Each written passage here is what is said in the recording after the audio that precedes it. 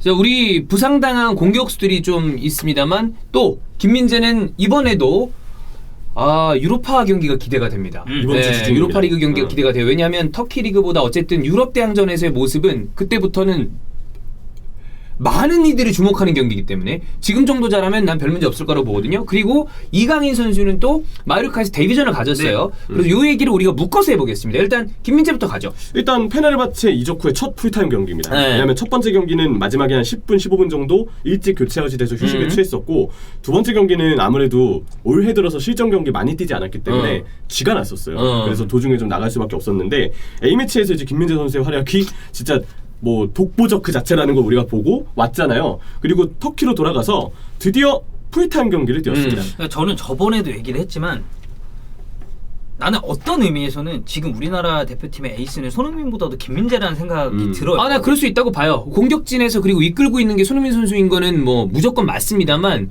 경기 내적으로 봤을 때 김민재의 영향력이 대등 그 이상인 경우도 많이 보여요. 그냥 수비에서 좀 전부의 느낌이 강하니까. 그렇지. 네, 그래서 그런 게 좀 있고. 그리고 비단 수비뿐만이 아니라 이 선수가 공을 끌고 올라왔을 때 어떤 임팩트?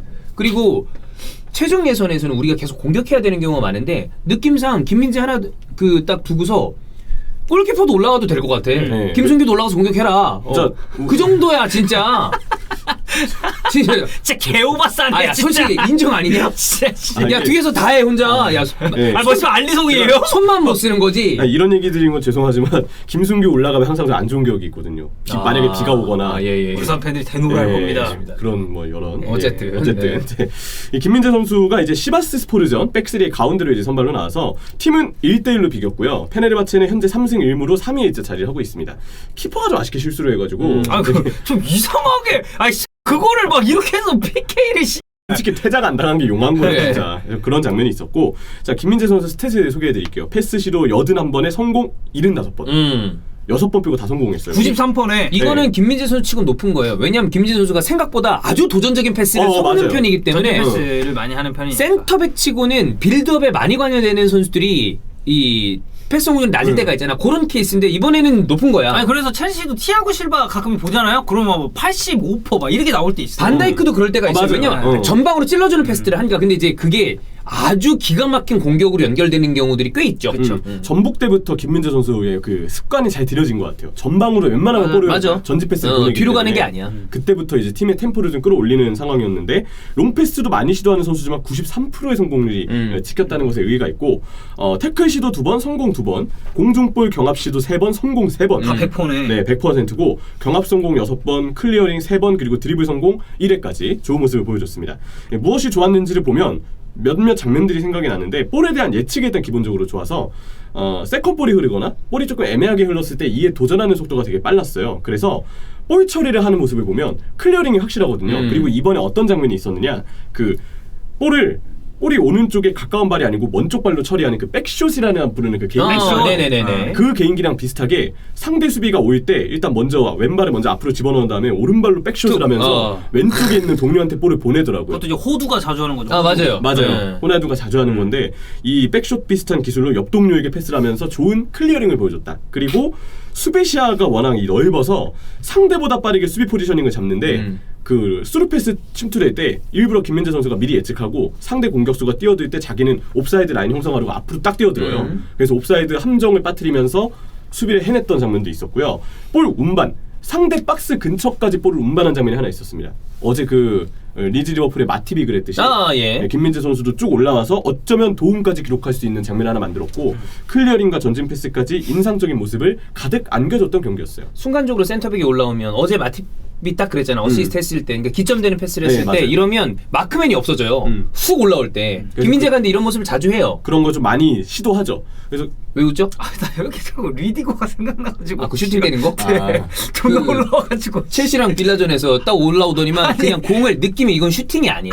그냥 에이씨 이러면서 찼단 말이야. 약간 이제 박명수의 그럼 하지 마 이씨. 그래 하지 마 이씨 이거 그게 이제 아무래도 사울 리게즈에 대한 어떤 얘기가 아니냐라고 미안합니다. 근데 왜 자꾸 왜냐하면 존나 웃기긴 해요. 진짜. 첼시 센터백 전진하면 나 그 주마의 아약스전 돌파도 생각 많이 나. 근데 그거는 던졌어 그거는. 그거 너가 내가 기억하잖아. 했어. 내가 그건 했어. 멋있었지. 근데 루디거 건 약간 개그야. 네, 그 주마 그리고 이게 막 스텝 오면 슈팅했거든요. 그 슈팅 아직도 날아가고 있어요. 그래. 네. 그런 거 비슷한 게 옛날 이제 그 유로 때 푸요리 올라와서 토레스한테 어시스트 했잖아. 그래. 주고받으면서 턴하고 막. 08 유로지. 그런 그게 있는데 웃긴 건 이게 약간 리디거였고 이번에 김민재 선수는 이게 너무 좀 동어반복이긴 한데 주원 형이랑 그 얘기를 자주 해요. 보면서 저렇게 잘했나? 그게 우리가 잘하는 걸 모른다는 게 아니라 알고 있는데 볼 때마다 약간 경이로워. 아니, 그리고 우리나라 센터백이라고 저게? 와 전북 뛸 때 맨날 봤죠. 어. 근데 중국 가면서 사실 약간 뜸해졌단 말이야. 그래서 더 그런 것도 있는 것 같아. 네. 근데 사실 지금도 보기가 좀 어렵잖아. 어렵죠. 그래서 볼 때마다 아니 저 정도로 잘했나? 우리나라 센터백 중에 저 정도의 수준의 플레이어가 과연 있었나? 라는 생각을 계속 들게 해요. 이제는 곧 정식 중계로 볼 수가 있습니다. 네. 그렇죠. 유럽 유럽 클럽 대항전 이제 데뷔입니다. 그치. 네. 아시아 챔피언스리그에 이어서 유로파 리그까지 대회를 좀 눈앞에 두고 있는데 그래서 이제 사실 이제 수목 챔스하고 금요일에는 쉬어갈 때가 있었거든요. 근데 컨퍼런스랑 유로파가 다 있어가지고 수목금이 그냥 내리쳐라야. 심지어 한국 축구의 최전방과 최후방을 담당하고 있는 두 명이 와, 다 거기에 있어. 그러니까. 그렇지. 예. 상대가 프랑크푸르트예요. 네, 프랑크죠. 굉장히, 재밌는 어떤 경기를 좀 기대해 볼 수 있을 것 같습니다. 그렇습니다. 뭐 김민재 대단했고 음. 그다음 이강인이 교체 투입되면서 마요르카 데뷔전을 했습니다. 네, 뭐 계약서 사인하는 모습이 또 공개가 됐죠. 등번호 19번. 맨 처음에 이강인 선수 1군이 34번이었다가 16번 그리고 20번 이제 19번으로 됐습니다. 네. 마킹이 이강인이더라고요. 강인이 아니야. 그래. 그냥 이강인으로 돼 있더라고. 네.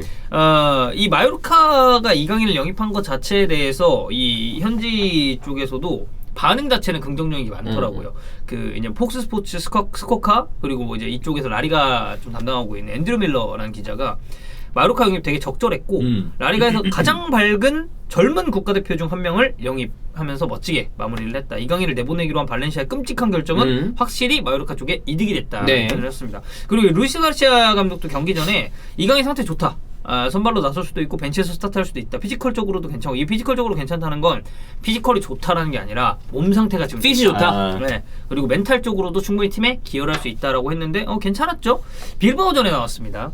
스탯은 이 정도로 생각해 주시면 되고 들어가자마자 그냥 바로 전환 한번 빵 때리더만. 근데 마요르카가 그거 전까지 이런 전개가 없었거든요. 경기 봤을 때. 그리고 빌바오의 감독 누굽니까? 마르셀리노입니다. 그렇죠. 네, 경기 전에 잠깐 만나서 얘기를 또 짧게 네. 했더라고요.